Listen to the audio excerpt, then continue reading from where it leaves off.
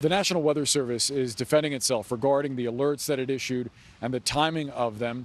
Christina Dahl, the vice president of Climate Central, addressed the role of staffing at NWS and other federal agencies and whether cuts are potentially impacting forecasts.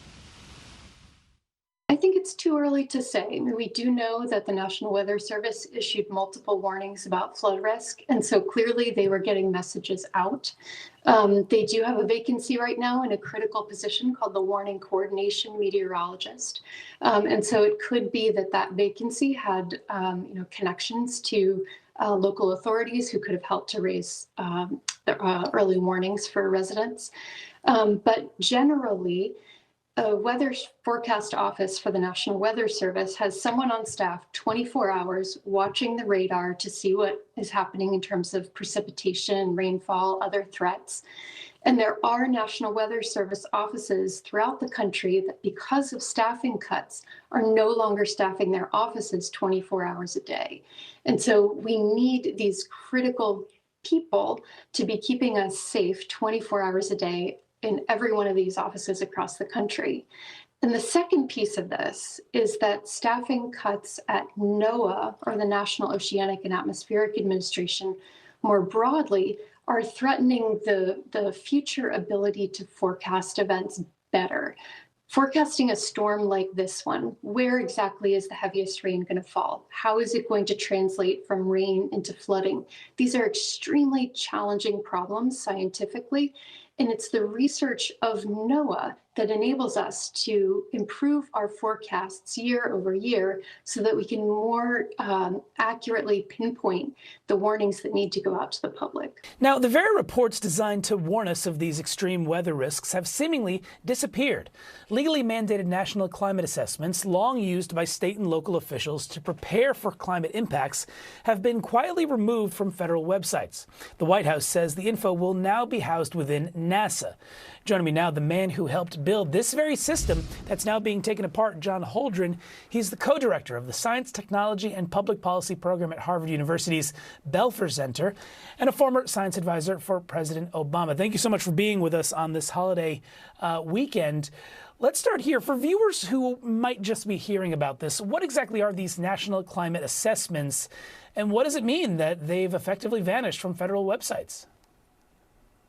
Well, the national climate assessments of climate change impacts on the United States were mandated in a 1990 act of Congress, the U.S.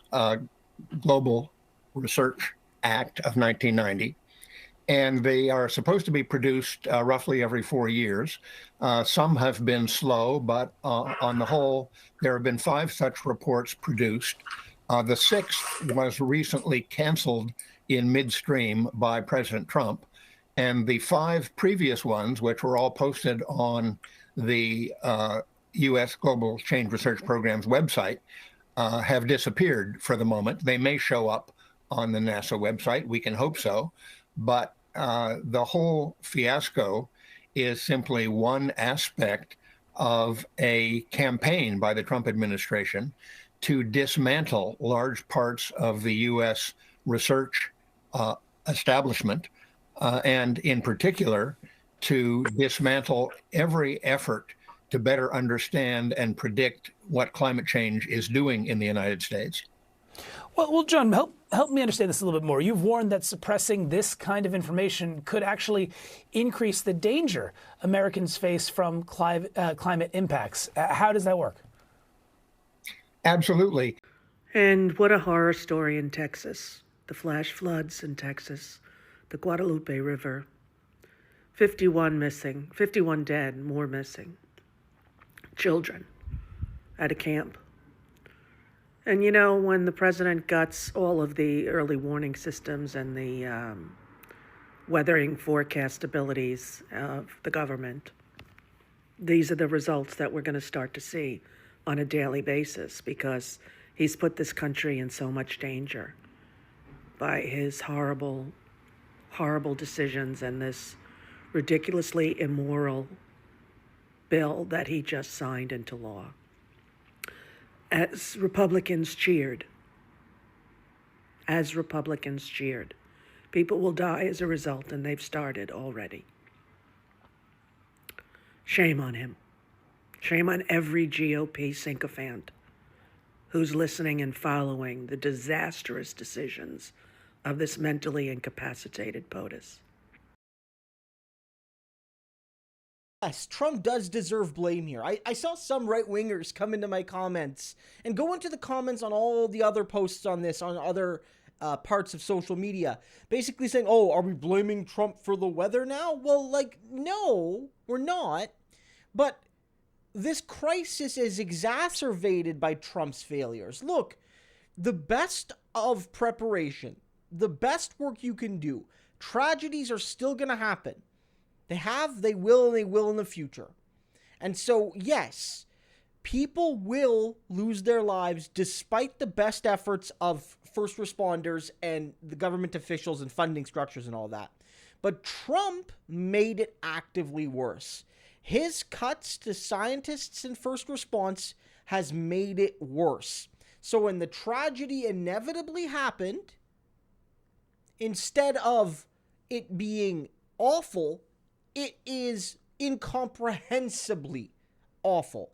And that is his fault. Not to mention that Donald Trump and his party are his party is chock full of climate deniers. And climate change is one of the reasons these things happen. And guys, it gets even worse here. The bill that President Trump just signed into law has states across the U.S. grappling with what it means for them. My next guest is a Democratic governor of a red state. Here with me now is Governor Andy Beshear of Kentucky. Thank you so much for being here. We do have a lot to get to, but I do want to start with the devastating news that we're seeing in Texas, because just a few years ago, you had more than 40 people die in your state. You had the worst floods in Kentucky history. What's your message to officials and residents dealing with this in Texas right now?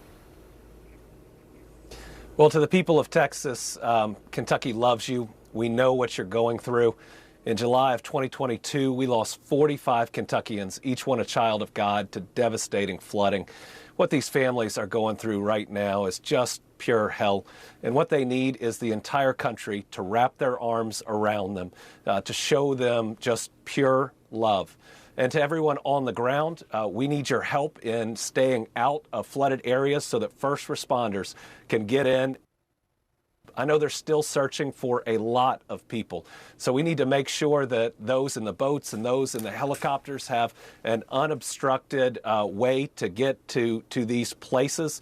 And then think about what these families are going to need in the coming weeks, months, and years, and do everything you can to be there for them. We went through it in July of 2022. We went through it in February and in April of this year. So our heart really goes out to Texas. Yeah, absolutely. Governor, I do want to turn to the giant bill President Trump signed into law, what it would mean for Kentucky. 1 in 4 Kentuckians are on Medicaid, 1 in 10 on food stamps. How many will lose their benefits because of this law? And what, as governor, can you do to help? Well, this law is devastating. It's the single worst piece of legislation I've seen in my lifetime, and it is a congressional Republican and presidential attack on rural America. In my state alone, 200,000 people are going to lose their coverage. Those are 200,000 Kentuckians that deserve to see a doctor when they're sick. 20,000 healthcare workers are going to lose their jobs. And we've got up to 35 rural hospitals that are typically the second biggest employer in their communities that may close their doors. And what that means is our economy takes a huge hit. And then whether you have private insurance or Medicaid, if you live in rural America, you have to drive hours just to see the doctor that used to be in your community. It is awful. And that is before we even talk about the cuts to SNAP, which means that seniors and children will go hungry at night and wake up hungry in the morning. I cannot believe that Congress was willing to pass this. I mean, it's awful. They did add about $50 billion for rural hospitals. You don't think that's going to help? No, based on the massive cuts that are here, based on the fact that a rural hospital may have 40% or 50% of their revenue coming from Medicaid, this will not help to keep those doors open And so what you're going to first see are rural hospitals cutting specialties. You may have to drive several hours just to give birth in many parts of this country. And just think about how the economic hit to these communities go. You lose 200 jobs from doctors and nurses and orderlies, and all of a sudden the coffee shop does worse. The bank doesn't have as many folks coming in. I mean, this is going to hit rural America right in the face. Governor, this law adds work requirements for Medicaid on those who are able-bodied adults. Kentucky Republican Congressman Hal Rogers says adding these requirements, quote, protects the longevity of Medicaid benefits for our most vulnerable population and adds integrity and strength to Medicaid and SNAP assistance. One of the first acts of as governor, yours, was to end Medicaid work requirements in Kentucky. Why shouldn't people who can work? Well, we want everybody that can work to work. And right now in Kentucky, we have the most people working, the most jobs filled, and the largest workforce in our history. And that is with our current Medicaid structure. That's because these work requirements really aren't about getting people back to work. They are about increasing the paperwork on everybody. That's the senior, because 70% of our long-term care costs are covered by Medicaid. And that's children as well, with half of Kentucky's kids covered by Medicaid. These work requirements aren't just for specific people. Everybody else has to check all the boxes saying they're not able-bodied. And what happens is when somebody misses that one box, they are kicked off for 6 months or more. Governor. Meaning families have to take that parent or grandparent in. It means they have to cover all those other costs. All this is more red tape meant to kick people who should get Medicaid off of Medicaid. Governor, I just asked that very question to the Treasury Secretary about the increase in red tape, and his response is Democrats think poor people are stupid. It's amazing. Listen, I know a lot of people on Medicaid. These are our parents with special needs children that could have never covered it otherwise. These are busy people, all working 2 jobs, all ready to support that child. And now, if they miss a deadline, if they miss checking a box, look at what happens. I mean, you can lie all you want about what's in this bill, but the numbers are the numbers, the predictions by the Congress. Look, you could see, right? Like, this is how you're supposed to respond. But Donald Trump doesn't have the integrity or professionalism or competence or sanity that Governor Beshear has.